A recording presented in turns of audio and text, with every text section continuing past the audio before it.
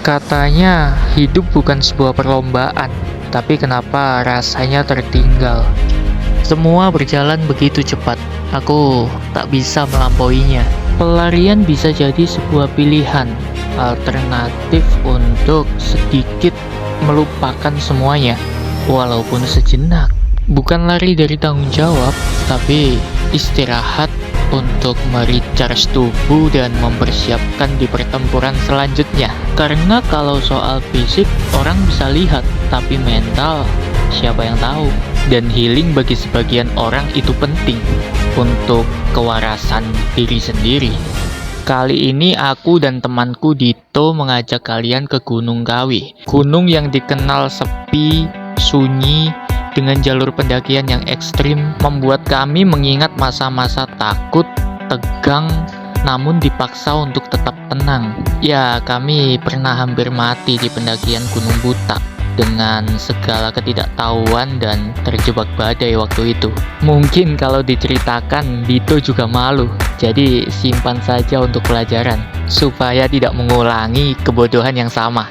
Oh iya, terlalu banyak bercerita sampai lupa. Dari base camp menuju ke pos 1, kalian akan melewati labirin yang jalurnya terbilang cukup sulit karena banyak percabangan. Jadi pastikan untuk selalu melihat pelakat arah ke puncak. Jangan sampai pendakian kalian berakhir berputar-putar di situ-situ saja, tidak pernah sampai di pos 1. Kan lucu. Kondisi terkini, mungkin jalurnya kayak gini. Rusak tanahnya. Tanah lumpur, licin nih. Enak, terang-terang ini. Asli sih. Melayu, pleset-pleset, mainnya. Situ lah biasa asiknya. Iya. Releran kena jalur kepleset-pleset. Itu lah lepas asiknya. Bener-bener hancur sih.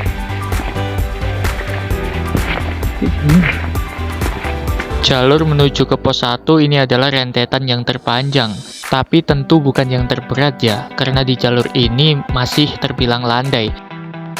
Tanaman kopi. Vegetasi ini rapat tapi tanaman kopi. Kalau melihat kebun kopi seperti ini, aku jadi teringat dengan trek jalur pendakian Arjuna Welirang via Lawang. Matahari sudah di atas kepala, tapi kami masih juga belum menemukan pos 1. Dari sini sudah berasa jauhnya, walaupun jalannya terbilang landai, tapi suasana yang sepi membuat kami berpikir 2 kali. Apa kita lanjut atau balik saja ya? Tapi Dito tak mau menyia-nyiakan kesempatan yang hanya sekali. Ya, libur kerjanya 1 minggu sekali. Dan jika berangkat tapi tidak sampai puncak, rasanya sangat merugi bagi dirinya. Makanya dia sangat antusias untuk melanjutkan perjalanan. Wah, salut sih. Asli hari ini Kawi sepi banget. Sepi banget. Karena weekday mungkin ya. Dan kalau weekend juga nggak tahu situasinya kayak gimana. Tapi yang jelas ini cuma ada aku berdua sama Dito. Karena lama perjalanan yang cukup panjang, sesekali kami berhenti dan menghibur diri, melihat bunga-bunga bermekaran yang indah seperti ini. Tapi hati-hati ya, jangan dipegang, karena batangnya berduri. Ya, seperti pada umumnya, sesuatu yang terlihat indah seringkali membuat kita sakit. Apakah dia bunga anggrek, teman-teman? Saya tidak tahu. Kita udah berjalan hampir 1,5 jam lebih. Terus kalau dilihat di peta itu juga hampir setengah perjalanan tuh. Tapi kita nggak menemukan pos 1. Dan cuma satu-satunya yang kita temukan kayak shelter yang belum jadi. Terus ada tempat duduk juga. Mungkin ini posnya, kita nggak ada yang tahu ya. Karena yang tahu hanya Tuhan dan orang yang pernah kesini. Kita istirahat dulu, makan, minum. Kita aja. Peta biasa ya? Peta biasa mau nanti ya? Oh. Selasa. Ya bagi Kita bangunan. peti aku ya. Mutu lagi. Udah nang, keselamatan itu lebih penting. Kawan. Tapi gak suge-suge kan gak sampai puncak bro. Dikesasar ya. Dikesasar. Aduh. Oke. Tapi nek separuh ini ki mitos iku. Gak suge kan bro. Percuma pesugihan gak bakalan jadi. Mulai tekan.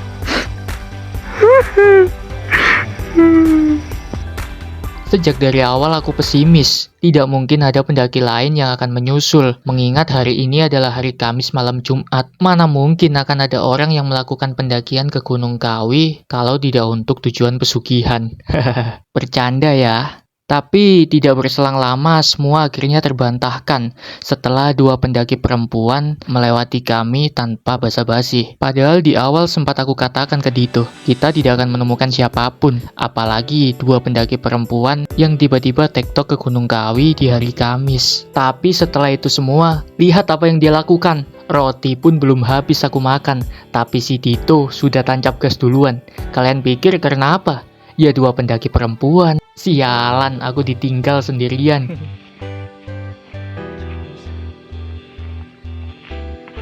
Bilang jalan setapak yang enggak ya? Sebelum menginjakkan kaki di pos 1, kami kembali masuk ke dalam hutan, didominasi dengan pohon pinus dan juga anggrek liar yang menumpang hidup tepat di tengah batang pohon pinusnya, dengan akar serabut yang menyerumbai ke bawah sekilas seperti sosok kepala manusia. Itulah mengapa ketika malam tiba, melewati hutan ini seperti uji nyali. Setidaknya itulah gambaran yang akan kita rasakan ketika turun nanti. Dan di sana adalah sumber mata air, tepat di tengah-tengah antara pos 1 dan pos 2. Dan yah, ada yang kelupaan. Aku lupa mengambil gambar di pos 1. Bukan tanpa alasan, tapi istirahat kami berbarengan dengan dua perempuan yang aku ceritakan di awal tadi. Kami hanya ingin merahasiakan penampakannya. Toh kita juga tidak saling kenal, tidak etis rasanya mengambil gambar orang lain, tiba-tiba dimasukkan ke dalam satu frame di video kita. Tipe 1 ada jalan setapak dan di sini ada area yang cukup luas ya. Tapi sayangnya tidak boleh dipakai untuk camping karena ini ada area suguhan ya. Dilarang camping. Ini tempat untuk sesajen. Jadi gitu ya Mas Dito. Ya, kurang lebih ini tempat untuk menghormati. Kurang tak lebih. Lebih. Oh ya wes. Karena apa kok lebih? Berlebihan. Ya sudah. Iya sudah. Lanjut aja. Akhirnya sampai di pos 2. Dari sini aku merasa lega. Ternyata kita tidak sendiri. Di pos 2 ini ada orang yang camping. Aku hanya berpikir, mereka kok berani ya camping di gunung yang katanya angker, karena banyak dipercayai sebagai tempat untuk mencari pesugihan.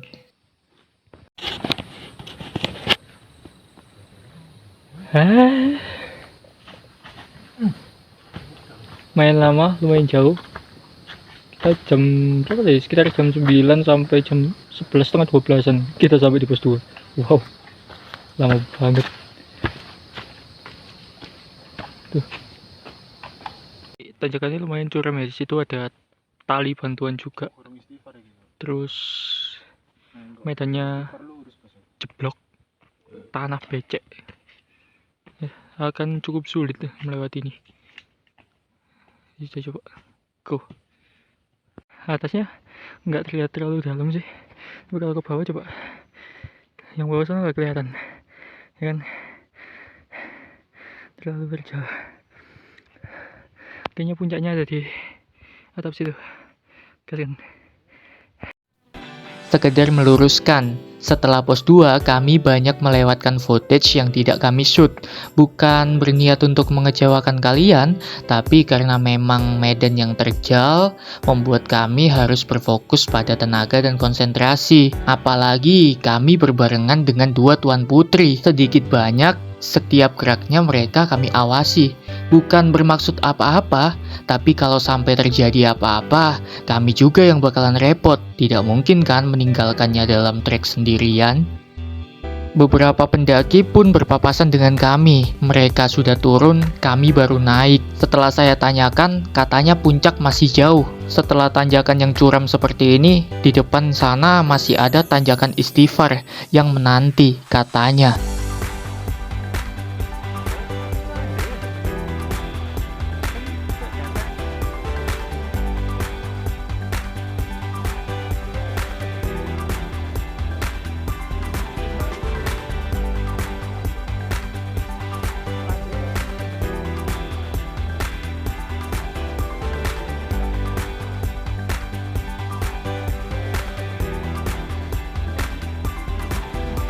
Sempat aku bernegosiasi dengan Dito untuk tidak summit, tapi apa boleh buat.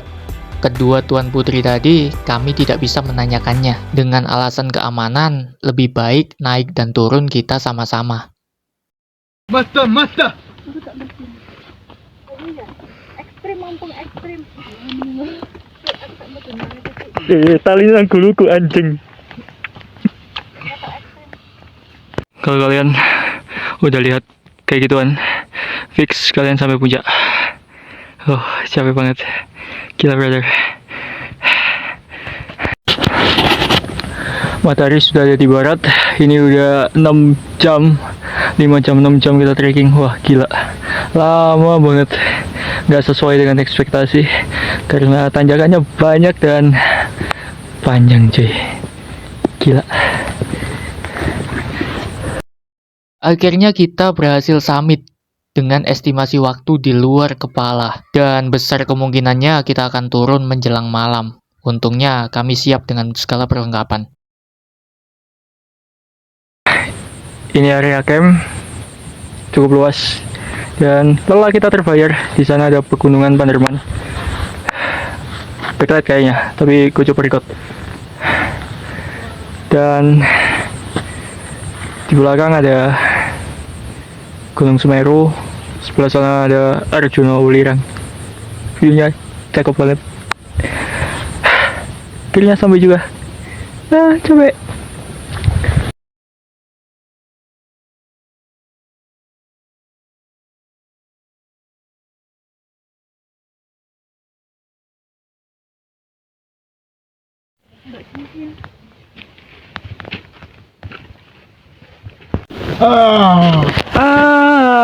Entah sampai kapan.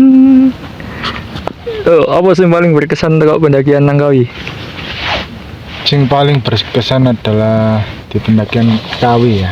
Yo,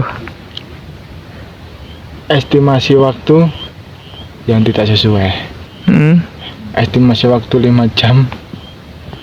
Akhirnya kita sampai puncak berapa jam? 6 itu ya. 6 sampai 7 jam. Wow.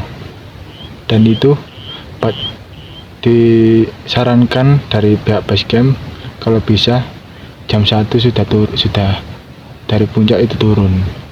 Pas sampai puncak atau nggak sampai puncak itu harus jam 1 sudah turun. Karena apa? Ya karena cuacanya tidak menentu sekarang.